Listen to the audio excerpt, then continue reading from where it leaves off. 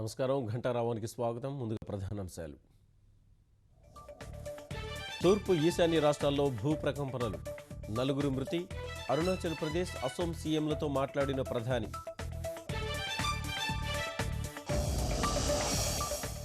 పఠాన్కోట్లో కొనసాగుతున్న భద్రతా దళాల తనిఖీలు, ఉన్నత స్థాయి భద్రతా అధికారులతో ప్రధాని సమీక్ష.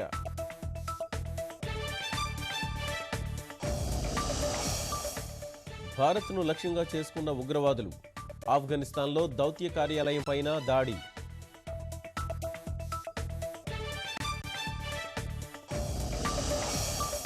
త్వరలో తెలుగు రాష్ట్రాలకు ఉత్తరాది విద్యుత్, వరోరా వరంగల్ కారిడార్కు టెండర్లు పిలిచిన కేంద్రం.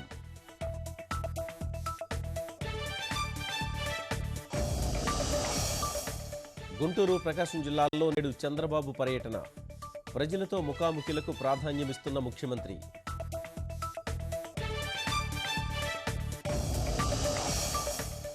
నేడు భవానీ దీక్షల విరమణ చివరి రోజు.